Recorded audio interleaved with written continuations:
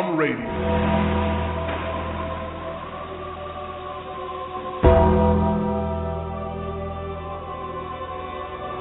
What?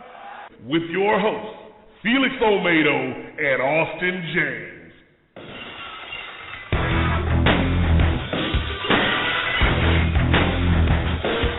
This voice, this is power. In anybody else's hands, this is a microphone. In my hands, it's a pipe bomb. It's showtime! Woo! It is definitely showtime, folks. WrestleMania is just days away, and we thought what better way to get this party started is get two former WrestleMania competitors who coincidentally are actually UFC legends.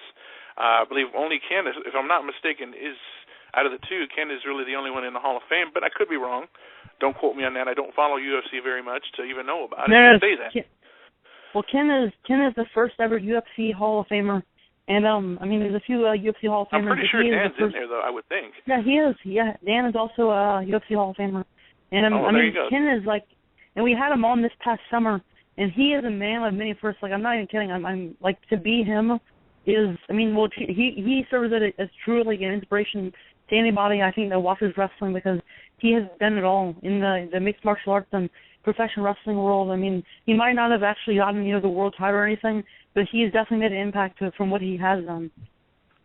And he definitely continues on his quest to get back into professional wrestling. I've seen he has done a lot of other things in the meantime, and I think most recently, if I'm not mistaken, I don't know how true it is, but I definitely want to ask him about him working as a bodyguard. I think he touched on it briefly last year, but the reason I brought it up again is because I've seen him most recently, well, it was maybe about a month ago or so, with Fergie. With Fergie, you remember that? Oh, yeah, isn't he a bodyguard for Kanye? 50 Cent. Who was it? I think it was 50 Cent at one point. Yeah, 50 Cent. 50 Cent. But another thing, he's actually did a seminar with our friends at Battle Arts Academy, Stephen Wong and Santino Marella. You're right. Yes. Which is really cool. Did. I mean, because Battle Arts, I mean, like I'm crazy about Battle Arts in every way, and I haven't been to the actual place. It's crazy. It's like you're the most pumped up guy about Battle Arts, and you've never been to the actual place. I'm like, I know, but I love it. And the man is 50 years old, Mr. Shamrock, and he looks better than guys half his age. No way. I swear on my life, I would never expect him to be 50 years old, because after all the stuff that he does, that he continues to do now, for MMA and just everything, he's still doing it. Yes. He's definitely making his rounds. I wouldn't mind seeing him. Maybe. You know what? If worse came to worse and he doesn't make it to WWE, I wouldn't mind seeing him in TNA, or possibly.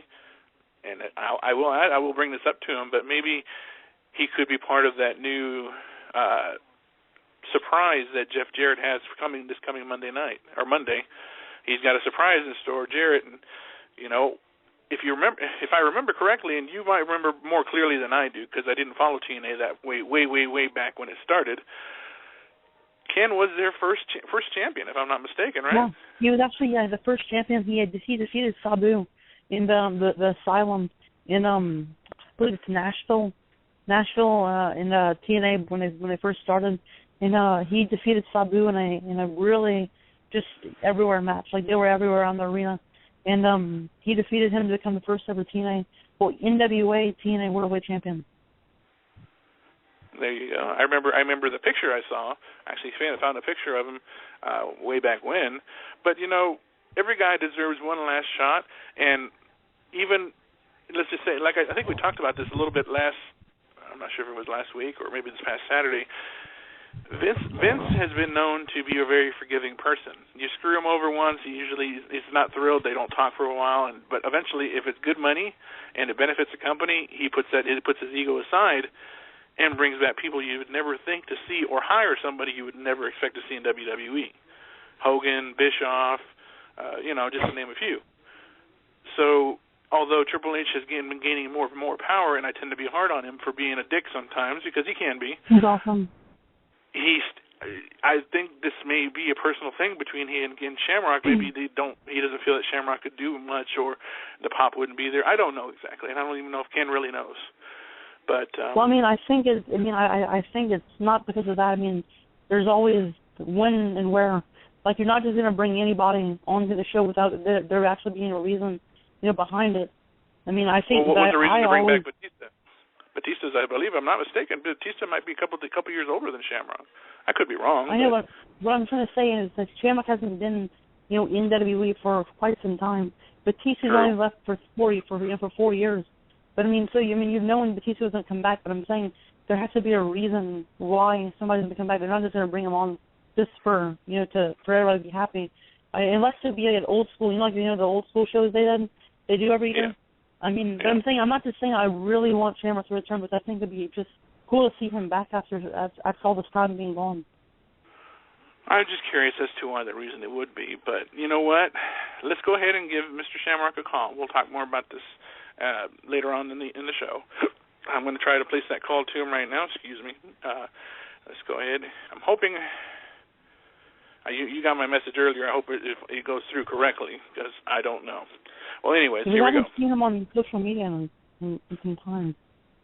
Well, actually, he responded to me this morning that it would be best if we called him, and I messaged him and told him of the number that we had prior from a year ago that was given to me. I just hope it's the right one because I don't know. Like I said, we haven't talked to him since July, so I actually talked to him over the phone. But here we go. Let's just go ahead and keep going here. He mentioned something that he was going to be doing some kind of reality show type thing last summer. I'm not sure exactly if that's going to happen or not. Or maybe he'll be able to tell us a little bit more about his little venture that he was on last summer. I will try again. I don't want this to be too far along before. Well, let's just go ahead and give it a shot. No. Well, I think. Hold on. I think I actually have. You might be calling the wrong number. Well, message me the number that you think it might be because I came across this one out of my email that I was exchanging back and forth between his then manager and when we were setting this up last summer. Okay, yeah, you probably have the wrong one. Well, if you know it, please. I mean, that's what I'm doing. I'm about to send it to you. Okay. If you have something different than what I have, please go ahead. Is that the one he gave you? Yep. Oh, wow. Maybe I should try that one then, because that's not the number I've got.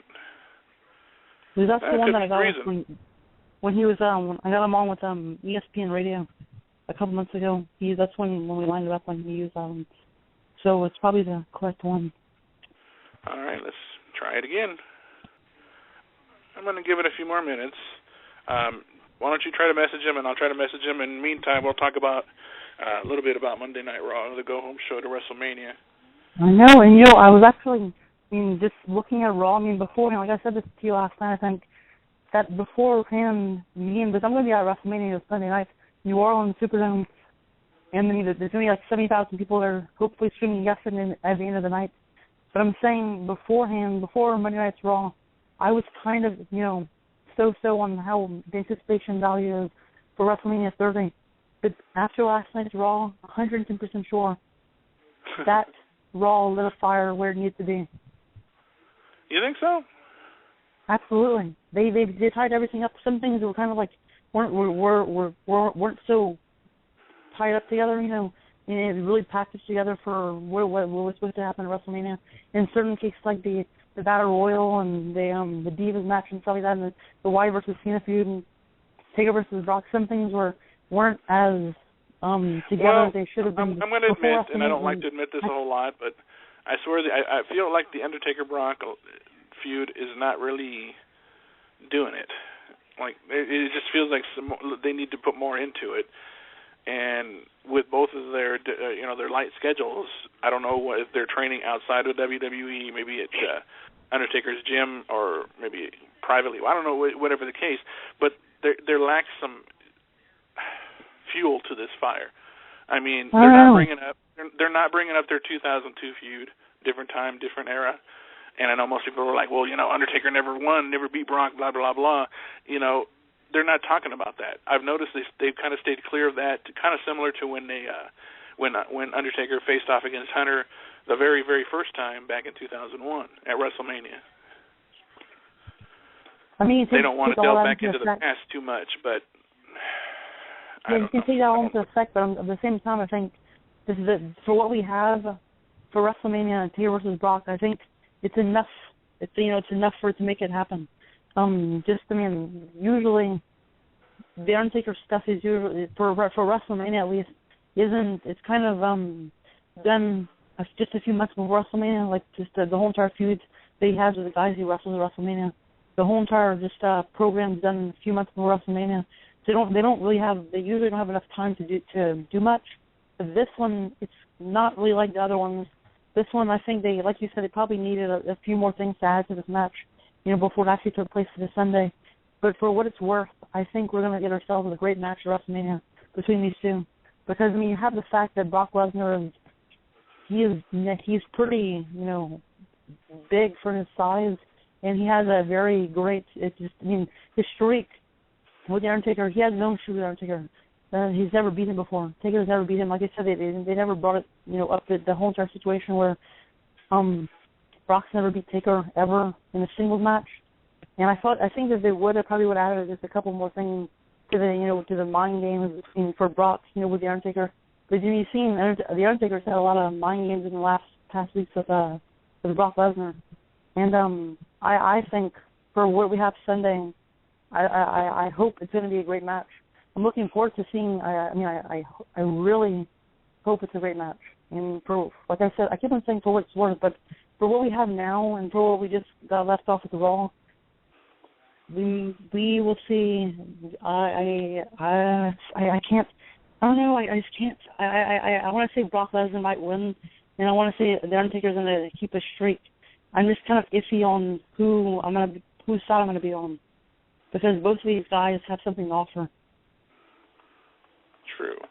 Now, you may have touched on it briefly, but I'm not even sure if you did. I might have missed it, but the way it ended, here's the thing. Let me go back to the Brock and Undertaker thing. They had to make Brock look somewhat credible, because at this point, the last few occasions, they've made him out to look weak and possibly intimidated by the Undertaker. And so this way they make him look like it's a possibility, but it still felt like it was lacking something. I mean, he took him down, gave him the F5, that's it. And therefore, I understand why it happened. I do. Give some possible, oh my God, could he really do it? One F5, could it do? Come on. They do that every year. You had pedigrees. You had super kicks. World's Strongest Slams, spears in the past, WrestleMania. Batista bombs. There's no finisher like the F5. I mean, from being on top of somebody's shoulders and being like hoisted and basically turned like a hurricane onto your face, that isn't too comfortable. And then you have Undertaker's Tombstone Piledriver, which is probably the most devastating move in professional wrestling. And because it's got the job done multiple times, obviously for his WrestleMania streak. But I think this time is the most we have to worry about his streak being in jeopardy, because he's against the beast. He's against the beast incarnate, like Paul Heyman says. It's Brock Lesnar, and I don't know about you. Well, you're probably not going to admit it, but there's a chance that Brock might actually beat the Undertaker at WrestleMania this Sunday. I don't think so. Well, I know for a fact, and let me tell you, it brings me back to a story I think I might have mentioned either on my own when I was doing it on my own, or when it was you and I. About 7 years ago, Undertaker was going into WrestleMania, obviously, to go against Batista, and somebody had the audacity to bet against the Undertaker at WrestleMania. Well, he lost, and I got myself I won $30. I was like, come on, you don't bet against a dead man. Somebody who really could benefit from winning the streak would be the only way I could see it ever ending. However, at this point, I don't want it to, because I believe that's part of his legacy that should be untarnished in any way. Well, there's that saying that all good streaks come to an end. Yeah, and I heard JBL mention that. I heard Stephanie McMahon said, that's just a phrase. But when she was talking about Daniel Bryan, she was saying that the matter of like how something about the heart of the I can't remember the entire phrase about doesn't matter the size of the dog. It matters something. I can't remember the entire phrase, but she's like, that's just a phrase. Referencing Dana Bryan. Same thing with the phrase about all good streaks come to an end. That's just a phrase also, but I mean I don't think it's the same thing when you have a person like Brock Lesnar in the ring against Aaron. Yes, but didn't you tell me this? Didn't you tell me something similar to this last WrestleMania? Oh, you were sure that Punk was going to beat Undertaker, and he's just the future, and blah blah blah blah blah. And no, I didn't say any of that. Told you. I think you're actually You did think that Punk was going to win. No, I think you're mistaking yourself. I think that can't be true. That is no way true. I think I was 100%. Let me try these numbers again real quick. Hold on, let me try this number again real quick, both of the numbers I have, and continue on and hope that a message will be sent out, because I did email his wife as well. Well, folks, we'll keep trying. I'm a little bummed because it is working out this way, but it is what it is. Trust me, we're going to get him on in due time. No, I know we will. I just would have rather gotten him on at the beginning so we don't have to. Well, anyways, whatever. Just bear with us. Can you listen to us talk for just a couple more minutes? I'm sure you like listening to talk anyway. No, I said they can listen to us talk for a couple more minutes, but I'm sure they like to listen to me talk anyway. Who doesn't? I'm pretty sure they don't. I'm pretty sure they would rather hear Shamrock's voice than hear ours going yakking back and forth. Well, that's true, isn't it? Because I haven't been a UFC Hall of Famer. Okay. But another point that I was going to bring up, and this is kind of why I think I mentioned this 2 weeks ago on Saturday Night Slam, that just my sole purpose and why I can't say I'm siding with Taker this year, but I can't say I'm siding with Brock. I'm kind of in the middle because there's so many possibilities, because they're talking about Cena versus Undertaker at WrestleMania 31, which is the reason why I would say that I'm with the Undertaker, because there's a possibility of him wrestling him next year in California. And then there's the side of me that's like, well, Brock Lesnar is not an ordinary superstar, but if he has multiple moves that can end the guy, within a second, and that'll be the end of it. That's why I'm kind of iffy on the situation with Taker versus Brock Lesnar descending at WrestleMania, and I think it's a good thing.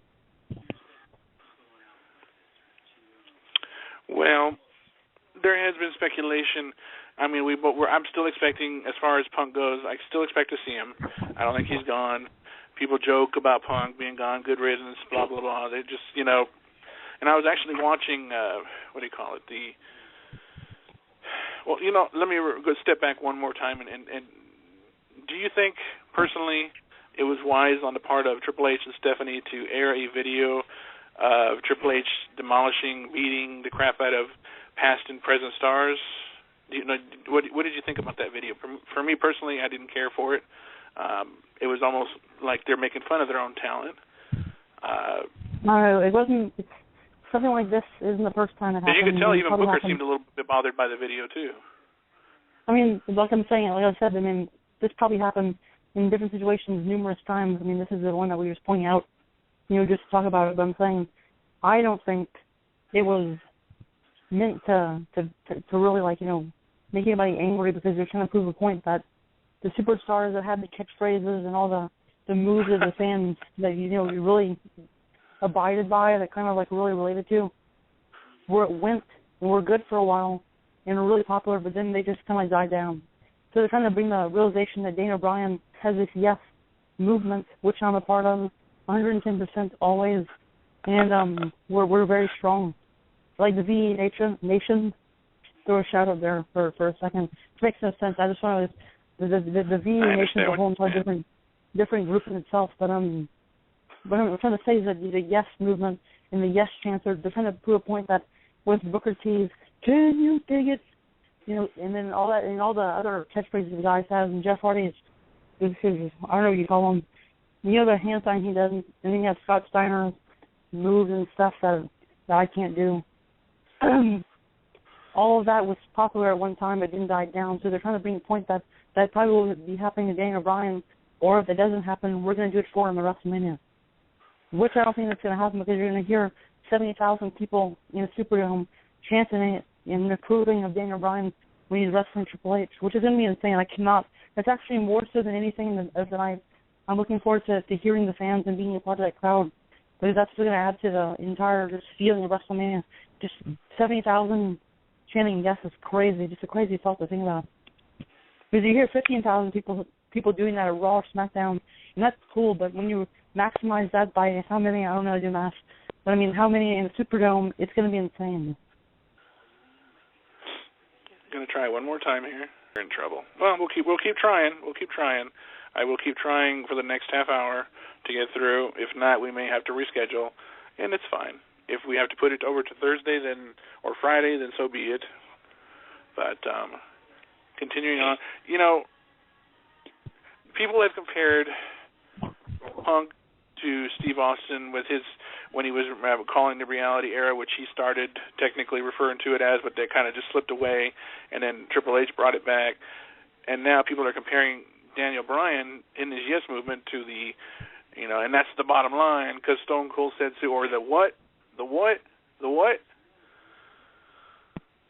Catchphrases are seen. I was totally blown. I'm still kind of blown away that this Yes chant is gone over as quickly as it has back from when it started. I'm trying to remember that far back, but it was during his time, if I'm not mistaken. Wasn't it when he was still a world champion? Back last year, I think it was this year or 2012. Yeah, he kind of started when he was in that feud with Big Show. I think it was Big Show and Mark Henry. And then he was world champion, and he started to get full of himself. So he went to start chanting yes, and I don't think Daniel Bryan thought he was going to get over as well as he did. But obviously, there's 16,000 people every single week chanting it. So I think he's done a pretty good job. And that's how it all started. I mean, from I think it was 2011 or the beginning of 2011, something like that, or during the summertime. One or the other. He started that, and it's been strong ever since. And I think the more as time going by, people continue to grow on it and really get a part of it. And that's what it's really a movement. I mean, when they say the yes movement, that's what it is, because I haven't seen in the last 5 years a huge just gathering like this one. Like this people behind Daniel Bryan are some true wrestling fans, and it's great to see. True. But coming out of WrestleMania, what do you see any surprises? Do you think we'll see a surprise entrant into the Andre the Giant Memorial Battle Royal? And if so, who would you like to see come back? There's if I'm not mistaken, there's probably 3 spots left, maybe 4. Yeah, but remember when they showed the graphic, there's 3 shadows that are like in the middle of the picture. So I think they're trying to. I hope it's 3 different people that they're trying to keep a secret that are hopefully surprises. That'll be cool just to have a few surprises in WrestleMania. But I mean, when you say surprises, in WrestleMania 30, it's a given. It's WrestleMania 30. It's 30 years of WWE that we're celebrating. And I think if they don't bring any surprises and bring the big guns out, it's not gonna live up to expectations of the biggest WrestleMania of all time, because I mean it's WrestleMania 30.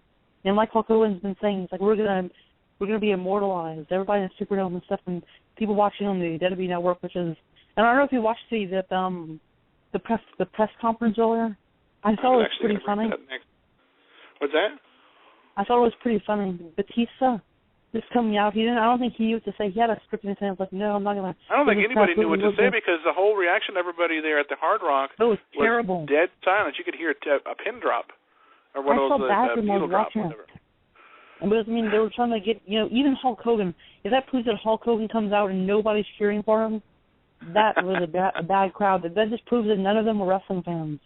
There are only a few in there that I think but really. Even the media is pretty loud. Exactly, they're acting all lawyer-like, and I think there's a few like the guys dressed in the white gear and stuff like that. They were really into it. But I mean, just most of the crowd were really serious, like hanging on every single word they were saying, which made it very awkward. I don't know why they had it in New York City. I would think they would have it like around New Orleans. Which for the past WrestleManias, you see them do it in the area where the event's going to be. Well, I do want to also bring up, what did you think, anyways, I don't think we talked about this at all, really, maybe either last night or now. Cena popping up behind the Wyatts with a lamb Oh my mask God. on. I thought that was absolutely great. This feud between, I was freaking out. I'm like, oh my God, and I knew who it was, obviously, and who else would it be? Sister Abigail in a sheep mask, I don't know. But I mean, John Cena doing that was crazy. I would never expect him just to be in that, just, put on a sheep mask and come by. I'm like, that was absolutely great. And basically, that's basically what ties in this. I think this match, Bray Wyatt versus Cena, is the most built match. Well, how about I say built? Because I think the whole entire stuff with Triple H and Daniel Bryan, Batista, and Randy Orton has a whole entire package into it that's been tied up since SummerSlam. But with Bray Wyatt versus John Cena, that's the second match that really is gonna shock everybody. I'm saying this, and I have a couple of people they're supporting me on this fact too, and I hope you are in this, saying that Bray Wyatt versus John Cena might actually be the match of the night if they play their cards right. Well, the way that they've been building it, it almost seems like that one's going to be the main event. I know, and it's pretty weird because you didn't hear anything about Taker versus Brock at the conference. Well, I don't think you heard much at all about them, but you heard Cena versus Bray Wyatt and Orton versus Batista and Daniel Bryan versus Triple H. That's basically all they covered. So sorry, folks, I think I might have dropped my partner there. Trying to hang up the phone, I accidentally hung up on him. My bad, Austin, if you're hearing this. I'm sorry. Just give me a call right back, pal. We do apologize for this inconvenience, folks. We're trying our best to get in contact with Mr. Shamrock. My last time speaking with him was just this morning. But as Austin mentioned, he's been away from social media most of the day, so I'm not sure if he remembers or what have you or to be expecting our call. Sorry about that, man. I didn't mean to hang up on you. I'm sure. Let me sit on or maybe you did do it on purpose.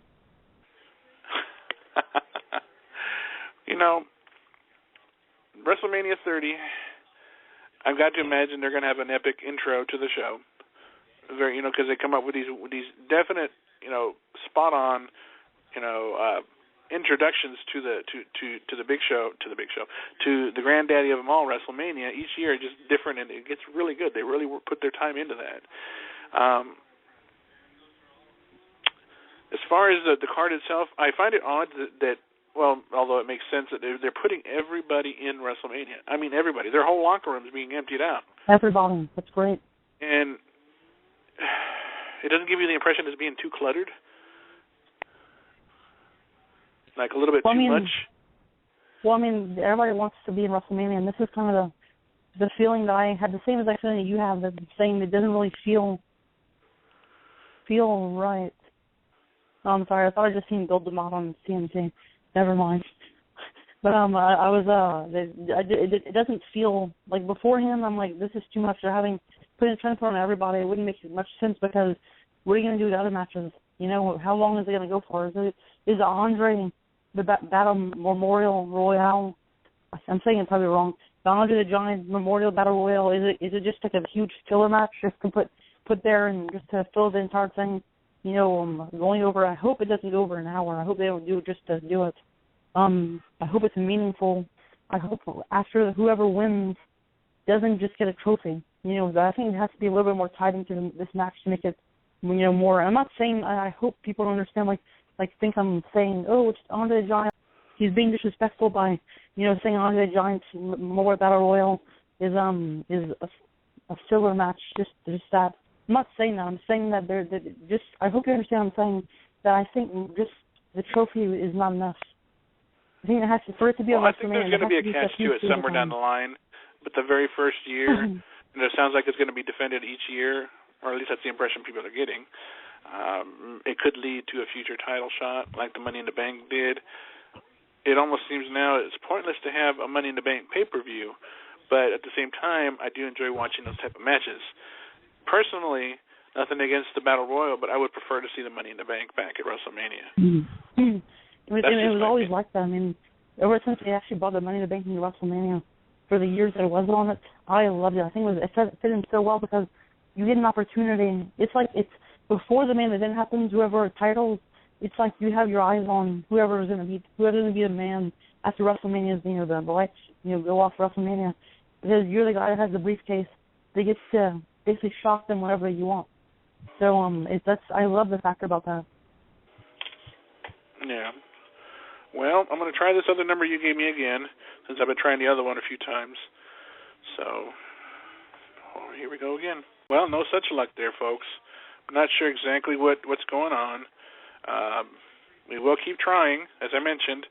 Worst case scenario, we can always postpone it to the following Tuesday and go from there. We'll see or how Thursday. everything works out. Well, Thursday may be out of the question, but we may have to either, if we can't do Thursday or maybe Friday, we'll work something out. I'm sure we will.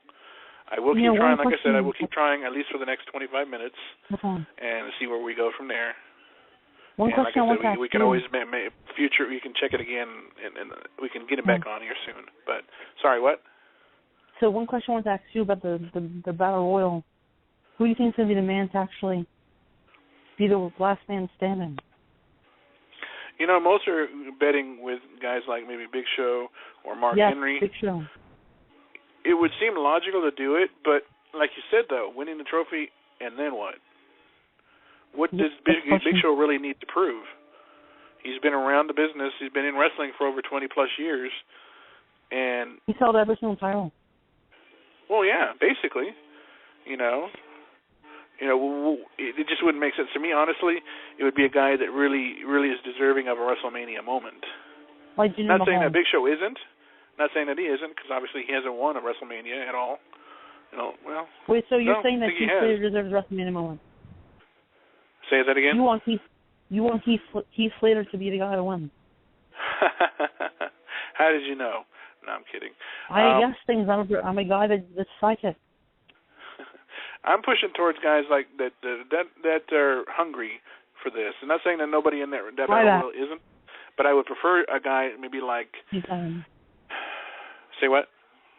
I'm saying he's not. I was saying Ryback, but you said I'm looking for a guy that's hungry. I'm like Ryback. I'm like, oh no, he's not even in the Battle Royal, so it wouldn't make sense. Well, I would expect somebody like a Big E or maybe a Dolph. Yeah. To come out of this, somebody that nobody is expecting to take it, somehow finagle his way in and not get eliminated, and eventually win it.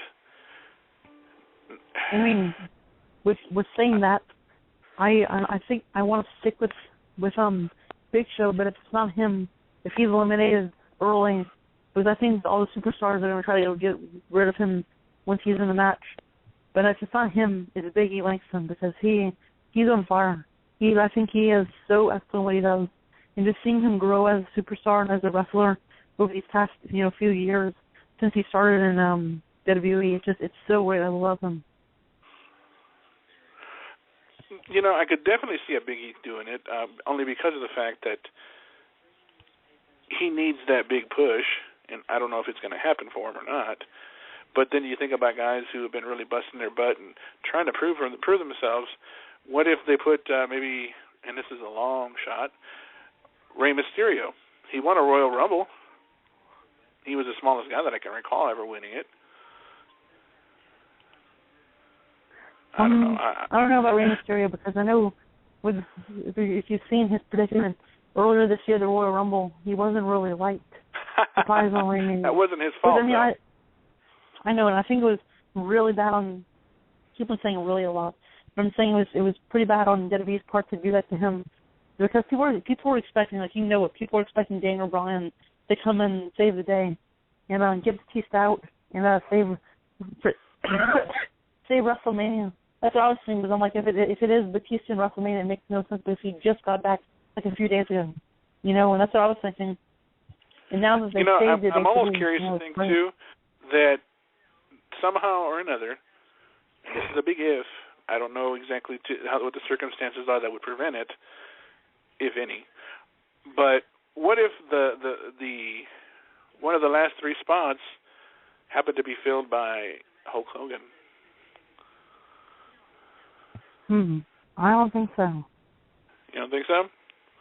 No, I don't think he's fit to wrestle, but I think he's fit to clothesline some people across the, over the top rope. But if it's not him, maybe it could be like maybe the Hall of Famers from the night before, maybe like Jake Roberts or Scott Hall. Maybe one of them, or I don't know what to expect. That's a good thing. But I don't know what to expect, and that's kind of getting me talking about this with you. It's getting me excited for it because we really do not know who to expect. There's a ton of people there. There's a ton of possibilities that we can go through. There's only going to be one that's going to be happening this Sunday at WrestleMania. There's so many possibilities of what could happen. You know, the possibilities are endless.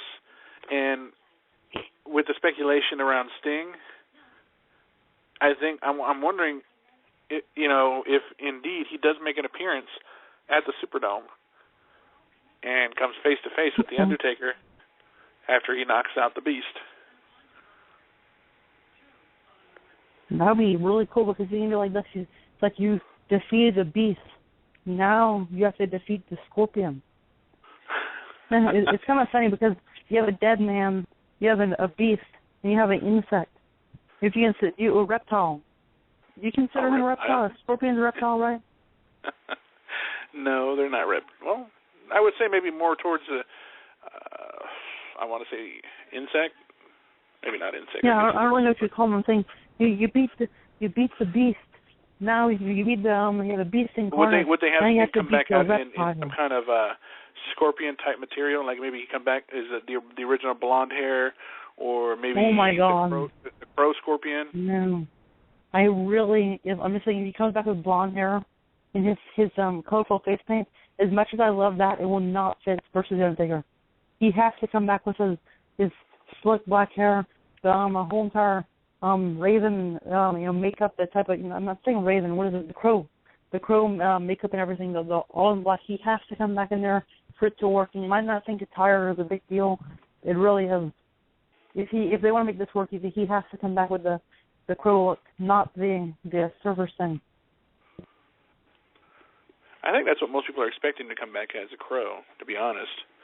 I mean, that has been the intriguing part in a match that people wonder if it would ever happen, who would come out the victor. But a lot of the old schoolers, I'll include you in this for the fact that you know what you're talking about, but I'm referring more to people who grew up watching it at that time, that The Undertaker and Sting have actually had matches in WCW.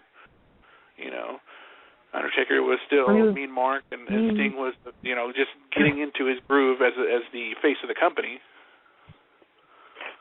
And it wouldn't mean more. It means more now because Taker has that streak. And if Sting comes in and defeats that streak, that's his legacy in WWE. He's never had a match, and I brought that point up this past Saturday night, that he's never had a match ever in WWE. Never even set foot for an inch of WWE. If he comes back and defeats Undertaker WrestleMania 31, if it happens, if the possibility happens that the match will actually take place, there's nothing he needs to do. That's his career and legacy in WWE. Nobody's ever done that. The people who have won WWE championships, world titles, all that stuff, won battle royals, Royal Rumbles and stuff. Nobody has ever beaten the streak. If Sting actually does that, that's it. That's all you have to do. He can leave with a smile on his face and say, "Oh, I've done a lot in WWE." That's a lot. That's more than anybody else that has ever done. I mean, nobody's ever beaten Taker WrestleMania. Yes, but again, I have to revert back to saying that it should be to somebody who could benefit from it. Sting has nothing to prove. Nothing. Sting is up there in the levels of guys like Ric Flair, like Hulk Hogan, and they really have nothing to prove. I'm serious. I mean, at this point, he comes in, okay, so what? He's the only guy that Vince never really got up until now. Could you come in and beat what's a good word I can use? The guy who's been running the yard for 20 almost 25 years, and that coming into his yard and beating him at his own game, at the granddaddy of them all, where he's been making a name for himself since WrestleMania only had one digit. That's WrestleMania 7, of course. I just don't see it happening. Vince will not allow that to happen. Sting, I think, would be fine. He would put up a great fight, and they can, like I said, if they do this the right way and do a great build over a year's time, and have Sting make appearances from time to time, maybe get a little physical, but never really have an actual match, because I think, and they revert back to this meet and greet people had with him in the UK, where he really only said that he really only wants to have one more match, and it being against The Undertaker. Mm.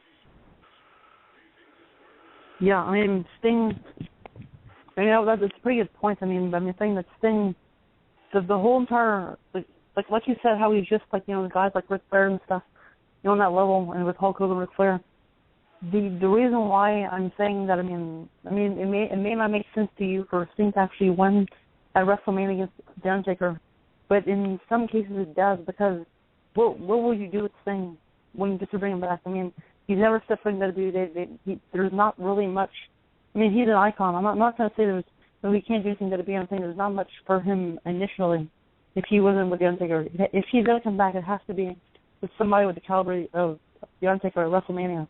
And the reason I'm saying, I'm really strongly suggesting that Sting, if he were to come back and face Taker WrestleMania, you would have to go on and defeat him and defeat the Streak, because that's all you would have to do to make his legacy in WWE.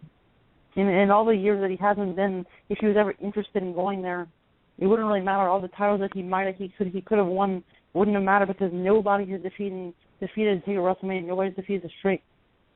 And I think that has more prestige than the WWE title or World Heavyweight title or any title in WWE right now, because nobody's ever done it. For that simple fact alone. Okay. But it's like I want to compare it to, well, going back to what I was saying about Sting being, you know, the face of the company. What if it were? Well, I don't know. How would you rate AJ Styles? Would you believe he's in the same league as a Sting, as the Undertaker, or do you think he still has a little bit more to go before he can actually reach that level? Definitely not. Sting. I mean, AJ Styles is phenomenal, and no pun intended. But he's one of the best in the world. But there's no way that he is at the stature of a guy like Sting or the Undertaker. That's special. Not many people possess you don't really know what to say to really call what they have, but I'm saying it's magic. Let's go with that. It's magic. They have this sort of magic and mystique about that they carry themselves with that not many people have, that Sting and Taker possess. And I don't think, AJ Styles pretty random that you bring him up, but I'm saying that I don't think he has that ability. He's a different type of cat.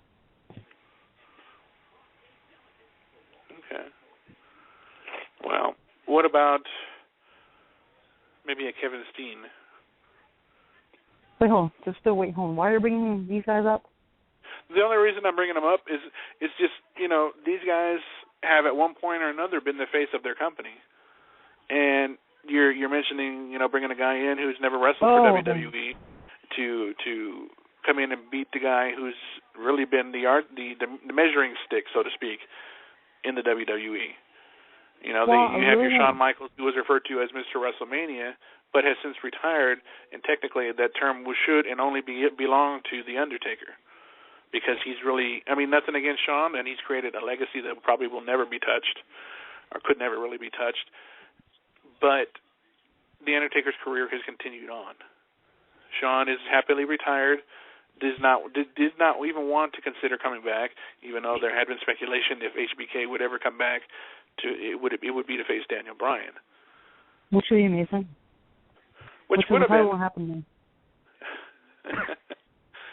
But I see what you're saying. With guys like Kevin Steen and the other ones you mentioned, like AJ Styles, they would just come in. They wouldn't make sense. But the reason I'm bringing up Sting is because WCW's had a longer time frame than a company like TNA.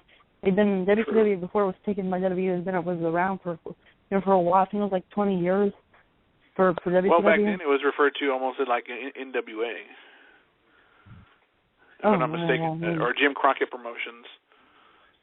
One of the two. He would be an interesting guest to have on. Then they turned to WCW. Well, they have more.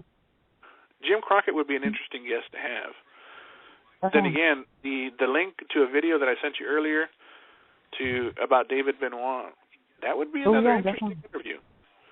I don't know how people feel about it. If people, you obviously have a point as far as Chris's inner circle of friends who knew him respected who he was. We don't know what happened in that weekend, and all we have is speculation.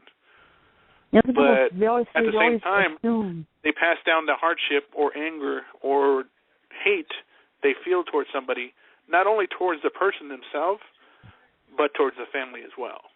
And that's the only reason why I said that it would make it just wouldn't make any sense for David to ever consider going to WWE. And I think they need to blame, one thing they need to blame more than anything is the media. Because what if the media, they basically said when it did happen that, Chris Benoit was the main man. He's the guy that went out because it looked like it did. But who knows, it might have been a setup. Maybe somebody, and I would love to go with my theory of how it happened, but that would take a while. But how I believe it happened, I would never believe that Chris Benoit would do it to his children, because I know from people that knew him, there was no possibility of him actually going out to do that ever, because he left his family. And that saying, the media... And I understand that, and I know you feel very passionate about that, and you hate anybody who doesn't agree with you on that. Well, no, you don't really hate I'm saying, him. I don't know, maybe you do, I don't know. But it's not really a hate, it's more like a...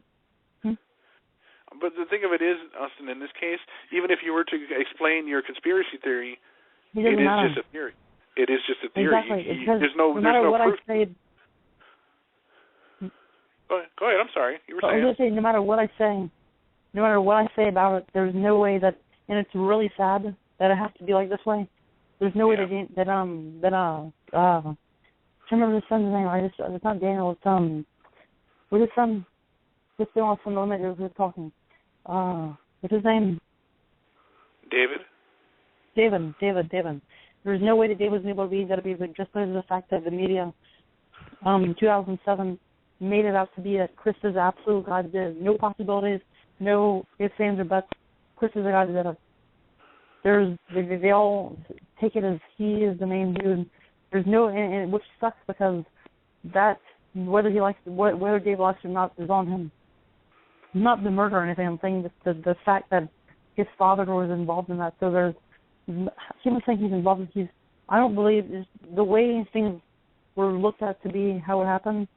That's all still going to go on him, which is going to make his life pretty hectic and pretty hard to get through things in professional wrestling, because he's always going to have the tagline of, the son of Chris Benoit, who the media says killed his family, and everything like that, and put himself afterwards. I mean, that's what he has on his back, which sucks so much. I mean, I feel so bad for him, but he's going to have to deal with it, I guess, I would like to think it's sad that people would put that on him, but truth be told, for the rest of 2007 and in going into parts of 2008, and hell, even up to now, there's nothing anybody can say positive about Chris Benoit in the media. The media drug his name through the mud over and over and over and over and over again, and and what really pissed me off about that is that they would approach people who have animosity towards WWE. So therefore, they can continue on in their witch hunt to destroy WWE, and oh my gosh, they're steroid pushers and blah blah blah blah blah, and Vince and Linda had to. You remember all that? That was just, and it wasn't just WWE; it was wrestling in general. TNA was going through a lot of hardships as well at that time too. Mm. But and the whole entire picture of the whole entire story of Chris Benoit and his death it's pretty. The way things fell out. I mean, you have the death of Eddie Guerrero, and then a couple other of his friends that died around the same time, had to hit him pretty hard, and that makes it more assuming that he might have done that. But the thing about that is that he didn't. At least I don't think he did. But the media is of course going to use that to bring it into the fact that he was probably depressed and stuff like that, and that's the reason why he killed his family, and because of all the people, his friends dying. Then you have steroid abuse, which wasn't true because they didn't find steroids in his body, and just all this. There's no way in hell he could have killed his family. There had to be some other person that set it up to look how it did. There's no way that Chris Benoit would kill his family, because just the numerous things I've heard from and read from people like Chris Jericho's book and stuff like that, and just different people that talked in interviews. They all said the same exact thing, that they would trust their kids. They would trust him to babysit their kids any day of the week above anybody. And that's how I'm basing. That's how I'm basing on how I'm saying that there's no way he could have done that. There's no way.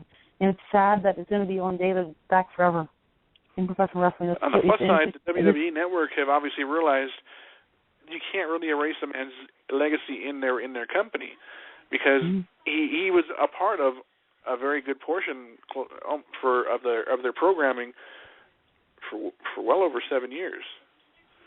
You know, had become a champion, whether it be a tag team, intercontinental, or even the world champion. Although it was a short run, but he was a champion. So therefore, you can't really block out images of this guy and pretend he never existed. It just would be stupid. Although they did try, and from what I've heard, most who purchased WrestleMania 20 around that time onward for a couple of years said that there was a big black blotch on there blocking him out, making it seem like Eddie was hugging the air at the end. So wait, hold on. I seen a YouTube video about it. I didn't think it was actually on the DVD.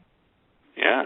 At one point they tried to totally take him out of everything, and then with the adding of the network, it's not going to work that way. You have another big moment in Chris Benoit's WWE history. I mean, when he appeared at ringside with the Radicals, Perry Saturn, Dean Malenko, Chris Benoit, Eddie Guerrero. That was a huge moment.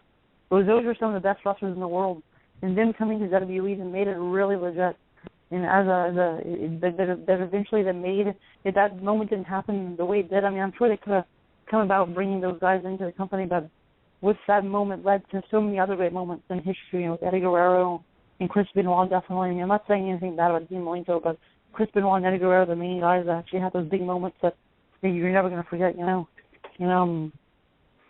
It's really sad, just to think about it, just how good they were and everything, and just them dying off into it's pretty.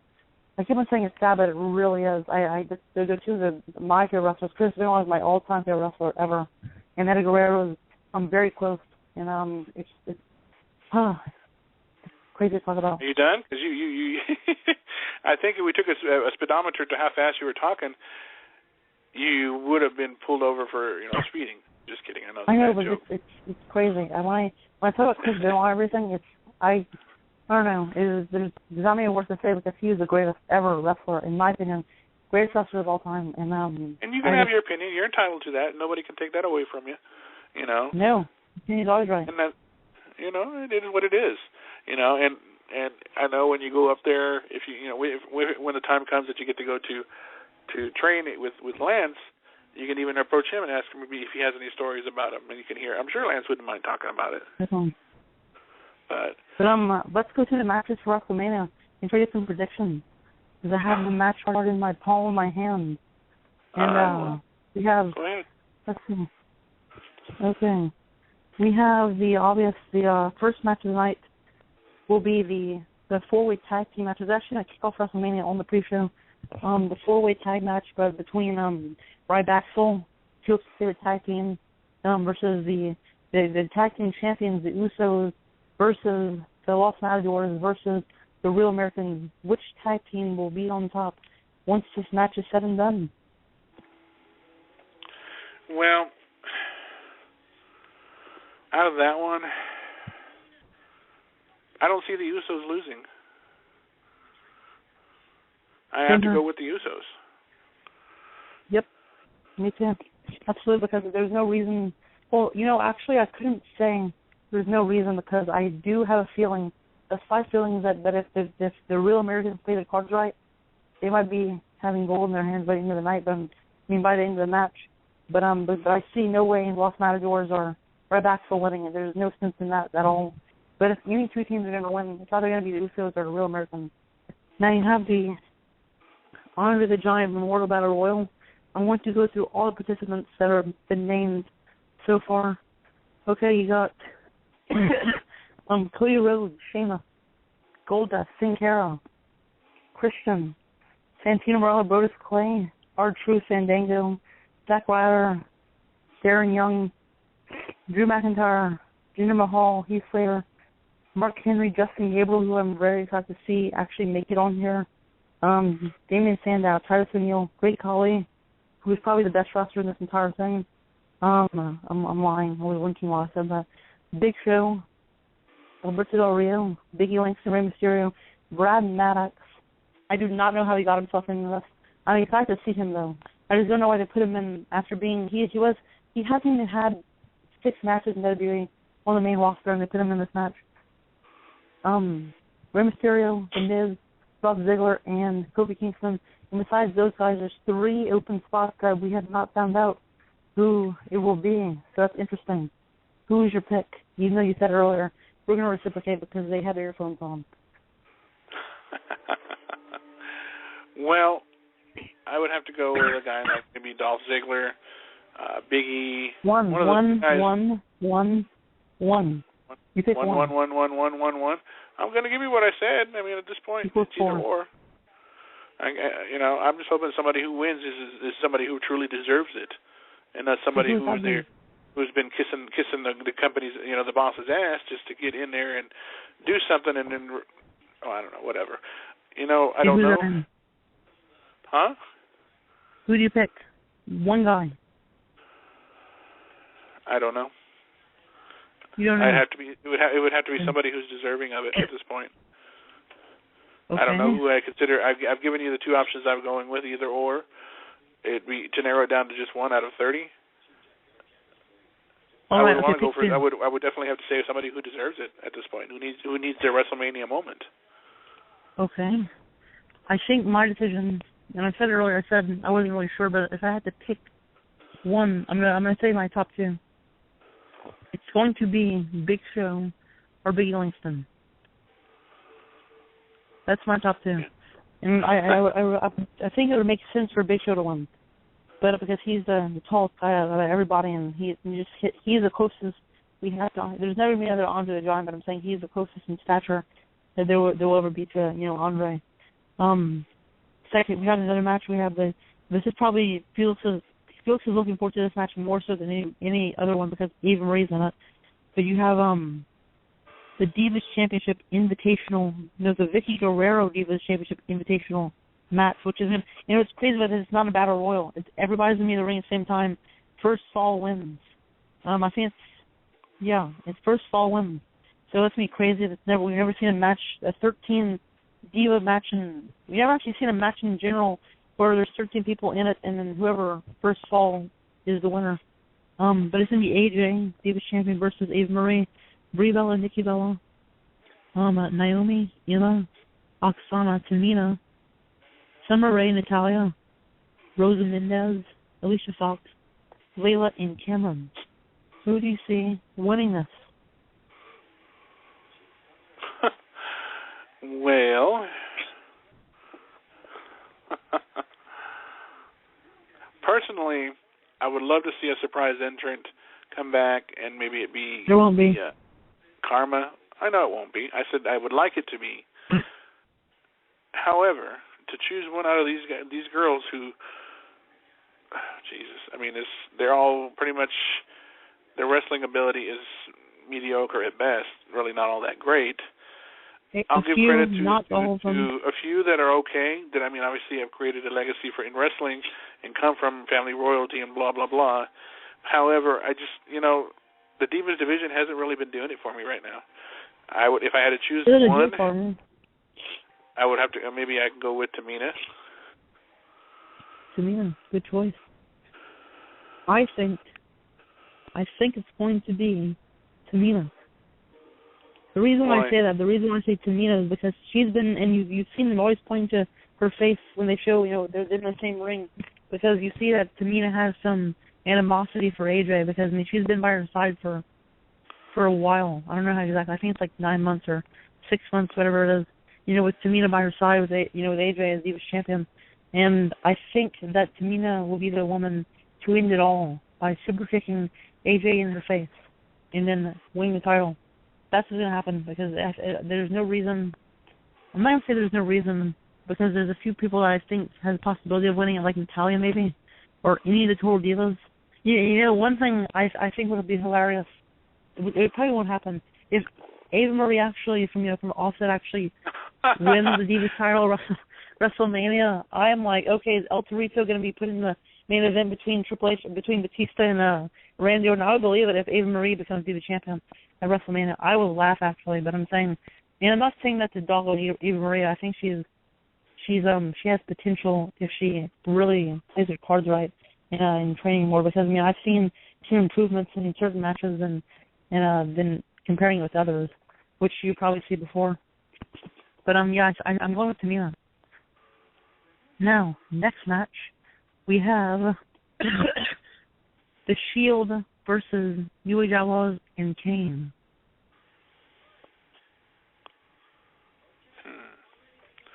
That one,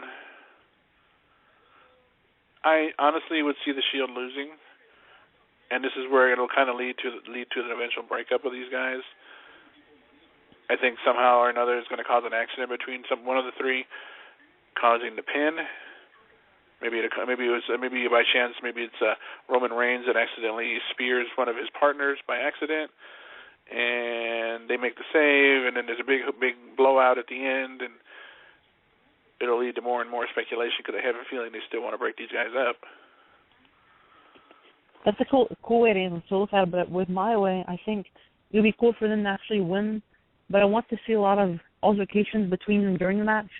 Like beforehand, if they do one, I want to see a lot of like the Shield having some cracks in the walls during the match. So they have a lot of cracks, but they still win, and then afterwards they implode. And I want to see. And you brought up a point a few weeks ago saying that you think that Seth Rollins and Dean Ambrose will turn on Roman Reigns. I do. Which makes sense because they want to put Roman Reigns as one of the top guys, really give him a push off the earth and stuff. And I see it too, but I love Roman Reigns. I think, and I've always said this. I said this 37,000 times. I counted that no matter how much I love Seth and Dean, Roman Reigns is a star. That's going to go on to really be big in WWE. Well, after his performance at the Royal Rumble, who could doubt it? Now you have the where went over that. Okay, Bray Wyatt versus John Cena. Whose legacy will be intact after this one? Bray Wyatt and John Cena? Mm-hmm. Well, the logical choice would see Bray go over. But, you know what, I'm going to go with my instinct, and I'm going to say Bray has to go over on Cena. And this could continue this rivalry maybe into the next month's pay-per-view at Extreme Rules or something. I don't think WrestleMania will be the end of this feud. I don't. Neither. I think it'll eventually cause Cena to, he's taken himself out of the championship run for a while, and I think that's a smart idea. Cena has nothing else to prove. He's been the face of the damn company for well over 10 years. And to help put over a younger guy to give him more credibility, it would make more sense. Cena has won and lost many times. This loss, I don't think would hurt him. I don't see it hurting him. It would benefit Bray to win this one big time. Because, I see Bray, and so many other people see Bray as one of the, and I've actually always seen him to be, and even before he's made his presence known, that'd be early in his FCW days, when he actually started up, I am not kidding you. When I heard him do this promo, and I think it'd be cool to play it soon, maybe next week or something, his first promo actually introducing him as the Bray Wyatt character, I almost cried.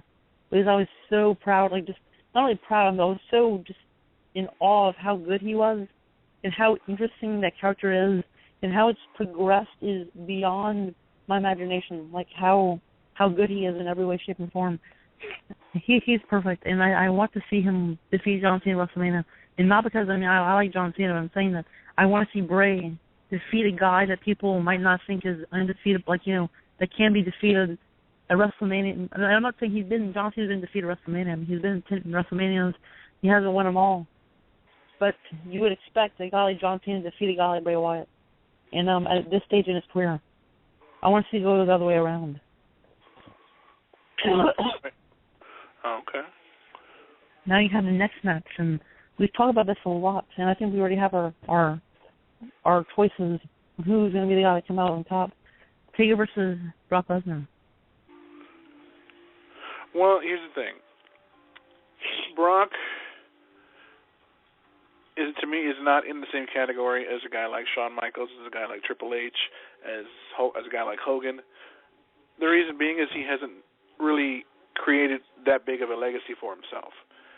The only credible legacy he's created for himself is being this NCAA amateur wrestling champion, a young WWE undisputed champion at one point. Had Undertaker give his seal of approval by putting him over many times, not once, not twice, but 3 times, or as far back as I can remember. Brock doesn't need to win. He doesn't need this win. Because to me, I'm just not a fan of the guy. I respect who he is, what he's done, and how much of a beast they make him out to be, and so forth, but he's not in the same league as The Undertaker. Therefore, is CM Punk in the same league as Undertaker? He's definitely approaching that point. You think he is? I'm not saying he is. I'm saying CM that Punk has more credibility in the ring because of the fact that he paid his dues. He didn't run away when it got too hard. He stayed there and busted his ass and went through the times that people hated him, went through the times that people adored him. Still like to say that pipe bomb he did back in 2011 was definitely elevated his career to the next level, which I don't know if I'd agree with that, because I think at this point he was already doing fine. But at the same time, it definitely helped his career. Whereas Brock, when it got too hard, he left. I wouldn't say he left just because it got too hard. I think he wanted to, pursue other things that he wanted to get under his belt before. The travel schedule wore on him, and that's what it was, to be honest. He couldn't handle the travel schedule. He got tired of it. They were on the road 300-plus days a year. Everybody says it's not an easy schedule to deal with, and some are either made for it or they're not. And that's the only reason why Brock was able to come back, is because they agreed to his lesser schedule for more money. But at the same time, one of the reasons why I like Brock Lesnar is because every single time he came back, he delivered a match that really was good. He's good I wasn't at what really he does. a fan of their match at WrestleMania, his match with Triple H at WrestleMania. If I had to choose a favorite Brock Lesnar match at WrestleMania, it had to be against Kurt Angle. No doubt. You also have to go and see CM Punk at SummerSlam. I mean, the recent one. If I say the best one he had recently was the one with CM Punk at SummerSlam. That was good. Because, you had the contrasting styles of wrestling, which made it interesting. And you can say the same thing for Taker versus Brock this year, because they sort of have the type of that MMA style of fighting that they bring into their repertoire, which is going to make it really interesting to see in this match after all these years. To the streak, at least, because when you see somebody against the streak, they take it to another level. That's unlike a regular match on SmackDown or Raw. And with this one, as much as I see Brock Lesnar as a guy that's not a normal human being, he's a beast incarnate, and a guy that has that F5 in his back of his pocket anywhere he wants to use it, maybe on the set of steel steps or chairs, whatever, which can end a guy like The Undertaker in a second. But at the same time, you're looking at WrestleMania. The Undertaker is not a normal phenom at WrestleMania. He is a phenom on steroids at WrestleMania. He takes it another level. And that's why I'm going to say I'm going to The Undertaker at WrestleMania versus Brock Lesnar. He's going to defeat him. I don't see that. Well, you have your opinion as far as Brock. You think Brock will do it. Dare I ask you to bet on that? Would you like to bet on that? No, I just said Taker will beat Brock. Oh, I'm sorry. I thought I heard you say Brock was going to win. I'm sorry. I misunderstood that. No, I'm saying that. I mean, after everything that I do believe that Brock does, when you see Taker on a stage like WrestleMania, he's usually going to pull off the win because he's The Undertaker and he's a magician wizard. He's a magician wizard. Yep, he's a magician wizard. Anyways, moving on. You got that match between Daniel Bryan versus Triple H. Whoever wins goes to the main event of WrestleMania versus Batista and Randy Orton for the WWE World Heavyweight Championship. Who picks up the win? Ew. The Game or the GOAT? Here's the thing. I believe it'll probably end up happening.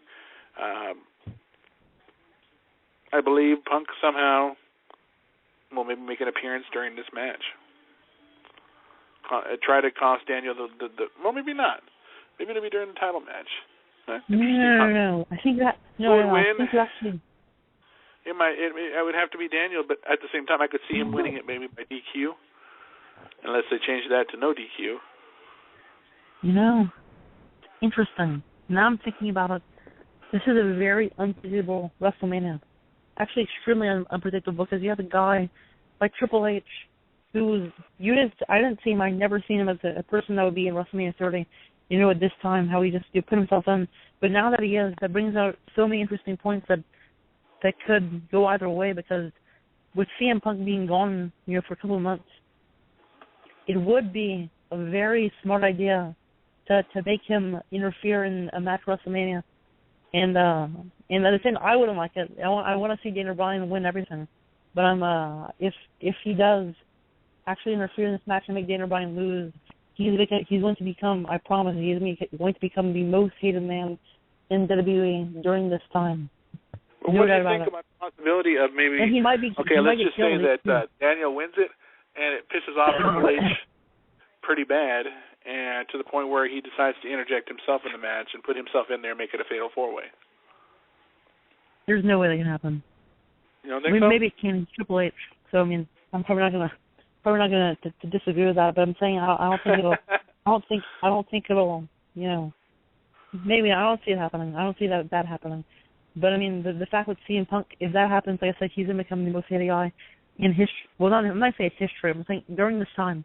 I think being how popular Daniel Bryan is right now, if the possibility of him becoming WWE champion gets taken away from the fans, that's going to be a big deal. And I see steel chairs flying at the skull of CM Punk, and he's probably going to have to walk away for 9 months if he gets badly injured by the 70,000 people at WrestleMania.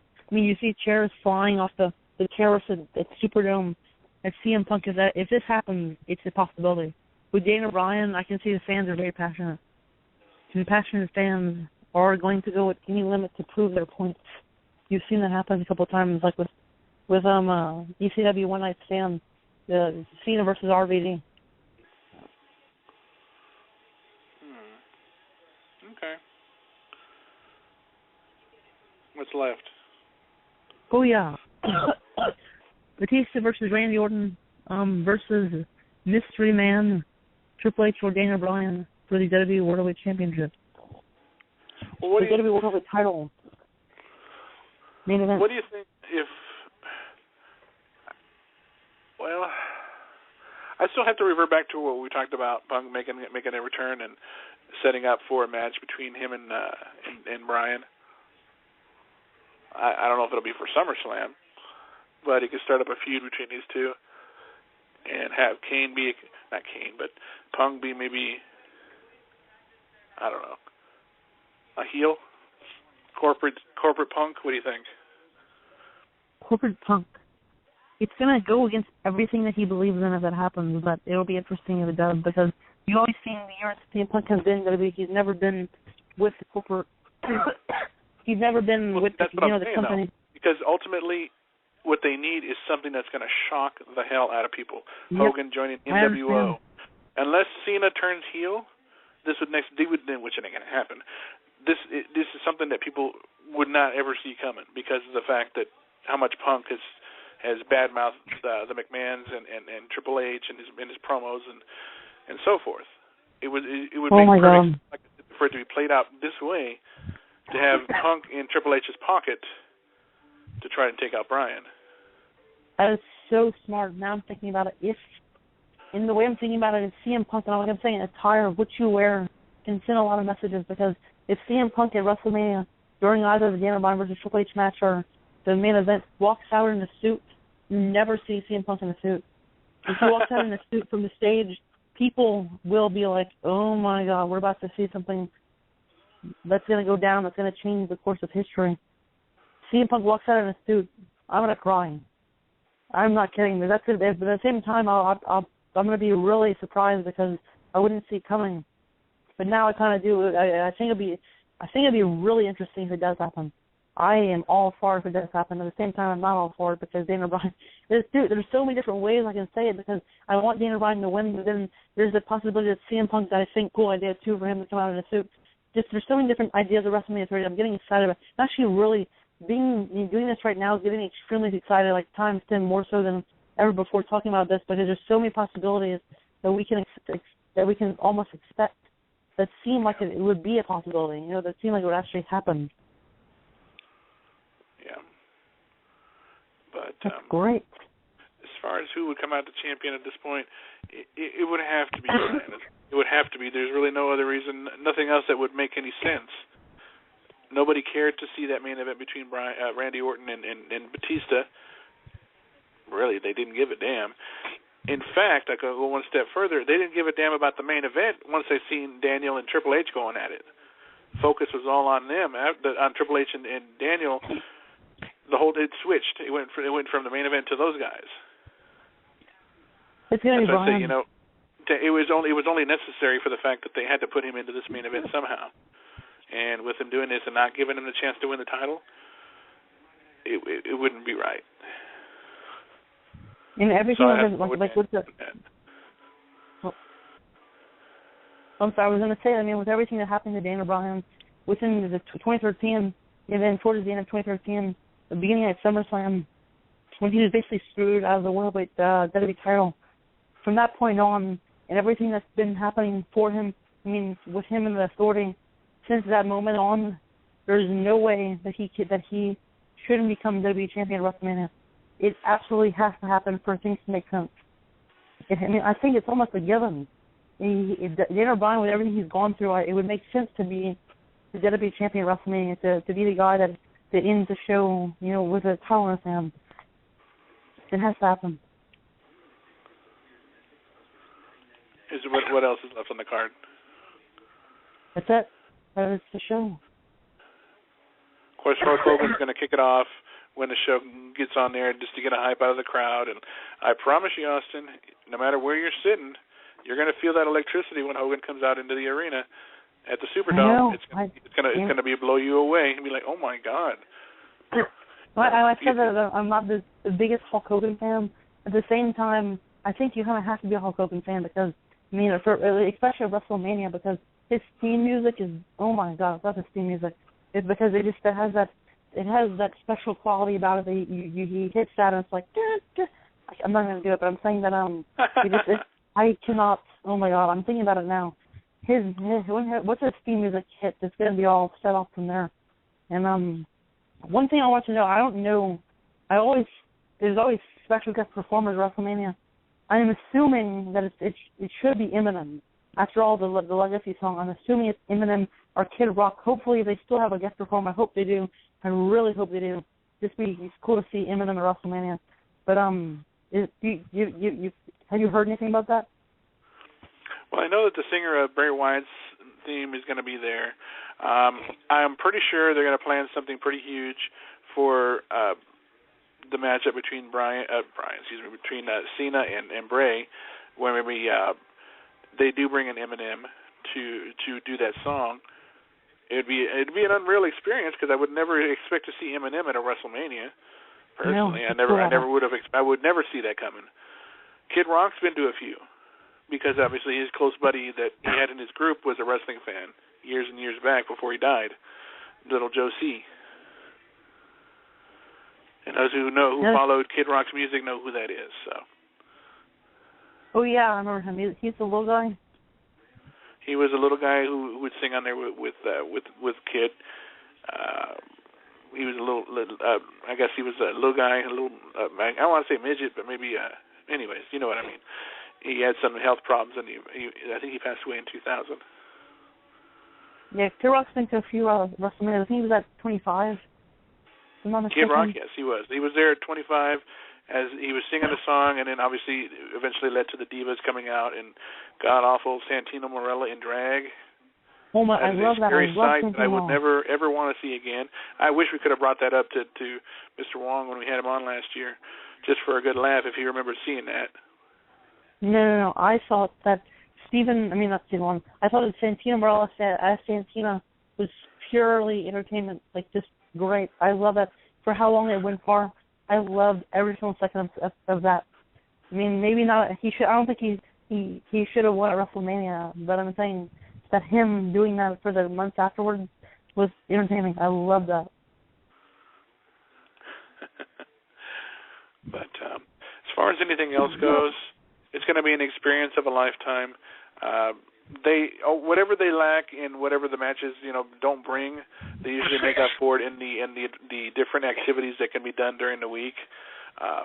This week in WrestleMania, obviously we're kicking it off with the press conference this morning. This morning, I believe they're doing a WWE Today, which I think it airs Thursday, Friday, Saturday. Yeah. I think they're doing Legends review. I think where they're talking to legends about their WrestleMania moments, the Hall of Fame. They're doing it's called WrestleMania Today. They're actually showing the live matches that will be taking place fully in their entirety. The matches, NXT matches that are going to be taking place at WrestleMania Access. And I'm actually going to be there, hopefully. I mean, I'm going to be there on Friday, April 4th. It was actually my birthday. It's pretty cool. You are going to Access? Yeah, I'm going to be on Friday, and Ricky Steamboat's going to be there. William Regal's going to be there. The Wyatt family, Divas, NXT people. And the person, and people ask me, they're like, oh, why are you so excited about William Regal? I'm like, William Regal is the best. Oh, my God. When I seen his name, I'm like, getting tickets. Amen. Sealed, signed, delivered. William Regal's going to be there. I'm there also. And, of course, Ricky Steamboat, obviously, you're going to want to meet Ricky Steamboat if he's in this vicinity of you. And those are two guys I want to meet, definitely. Along with the Wyatt family would be awesome in Natalia, hopefully. Yep. And that's a good, it's a good list of characters there. And hopefully you get a chance to meet every one of them, because let me tell you, those lines are horrifically long. Oh, another thing, the homestart cast of Legends House will be there, signing autographs. Well, there you go. It's pretty cool. I met Hacksaw Jim Duggan actually a couple times already. He's always, what's so cool about him, he does independent shows still, like he loves that. And he still does them around, Louisiana, in the south, where I'm at, south part of Louisiana. And I met him a couple of times, and he is I've never been next to a tall guy in my life. He is tall, and he is a giant. Yeah, he is. Well, sorry, I'm tending to lose my voice here. Me too. I'm probably not going to have a voice after WrestleMania 30, so this is probably the best it's going to be. You probably won't, that's for sure. But you know what? I think we should go ahead and just bring tonight's show to a close. Focus on tomorrow night with UFC legend Dan the Beast Severn. And I was looking at some of his stuff. He was actually a referee in a match in the dungeon match with Owen Hart and Ken Shamrock, I believe. And definitely want to talk about that. But I've heard he's quite a storyteller, so I think this is going to be a lot of fun. And fam, do not be afraid. Fear not. We will have Ken Shamrock. I'm telling you this, and Ken Shamrock will be back on the show within a couple of days. I'm not kidding. It's going to happen. He may not have came on tonight, but I think something might have came out because I haven't seen him post on anything social media at all. So I think he's just. I honestly don't know what's up with him today. Maybe he's busy or something went up. But I haven't seen him post on social media anywhere today. So that's probably why he didn't come on. I mean, I kind of expect that somewhat. But I think we'll be able to get him on Thursday or Friday or one of these days, maybe next Tuesday. I'm not sure. But Dan is definitely coming on tomorrow. Very excited about it. Yeah, definitely. I mean, when is the next time? When is the possibility we're going to have two UFC Hall of Famers and former WWE competitors in the same week? You don't see that very often.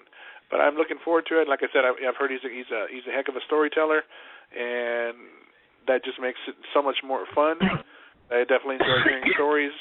I definitely want to touch on some things, not only in his UFC career, but also in his wrestling career, that when he was managed by Jim Cornette, was the NWA champion at one point. Dan's done a lot.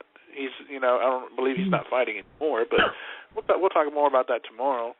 Yeah, we kind of turned this entire show on the fly until WrestleMania review, basically, which I don't think is bad. I think it's actually pretty cool because WrestleMania 30 is just around the corner, and what better way to kind of get excited for it? And if we didn't have Ken on, that was going to be our second thing we just be prepared. We always have something in our back pockets, just saving things. And we're going to be this WrestleMania review. So I think it really went well. We had some really great points that lead to speculation what might actually happen this Sunday at WrestleMania, which will be available on the WWE Network and your pay-per-view cable provider that you can call and get a pay-per-view.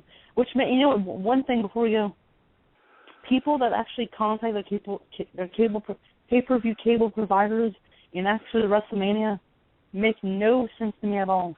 Because for the price of $60, they can get WWE Network, watch WrestleMania almost for free, and have every single WCW, ECW pay-per-view, along with exclusive content, only available on here's WWE the thing Network. about that. I'm going to stop you right there because here's the thing. I'm going to stop you right there because the WWE Network, they will not let you pay up front. They charge you per month. So even if you were to get get it now for a month, you still get to watch WrestleMania for $10, as opposed to paying $60 or $70 with cable and satellite providers. It would be more logical to do it through the internet. Nowadays, everything's done by the internet. But I tried to pay it off for 6 months or a year. They won't allow you to do it. They won't. Really? You kind of locked in because you're paying. They basically say, we're taking $9.99 or $10 of the account every single month for 6 months. So you're gonna be paying $50 altogether. So you're basically locked in. But I'm saying that it's smarter. It's a more logical idea to buy the entire thing, so you don't have to pay $60 every single month to watch the That's what I thought too. It's more smarter. It's a smarter decision. Well, that's what I thought too at this point. But what do we know? We're just fans, right? We don't know no better. We're marks, Yeah. Whatever. But I'm saying with the WWE Network, man, we're gonna be immortalized forever, brother. Hulk Hogan's been saying that. I like that he keeps on saying immortalized, and just for him saying that about me, he's like, Austin, man, but it was me and Hulk Hogan, we're the best of friends. We're going to be immortalized forever. WrestleMania 30 this Sunday. It's going to be great. I'm going to be immortalized forever. Are you going to be immortalized forever? Don't know. You should come. You should hit your eyes or something. You can be immortalized. I'm going to come on the Tuesday show next week and be like Dustin, be like, who's immortalized? Not you. You can go to WrestleMania 30, but you're watching the WWE Network, so maybe that counts for something. We'll see. Well, I'll be watching the Hall of Fame for sure on this Saturday night. Oh my God, yeah. We'll talk more about it tomorrow, but I came across an article that I definitely want to bring up and talk about tomorrow after we did talk with Mr. Severn. But in the meantime, we'll go ahead and end tonight's show on a positive note and say thank you guys for hanging with us for this last 90 minutes. Tune in tomorrow night, same time, as we bring in UFC Hall of Famer Dan the Beast Severn. Make sure you keep track of what was going on with all of our social media, going to our website, www.pipebombradio.weebly.com. And I think that'll do it. On behalf of Austin and myself, thank you for listening to Pipebomb Radio tonight. Keep your feet on the ground and keep reaching for the stars. Good night, everybody. Good night, Austin. Good night.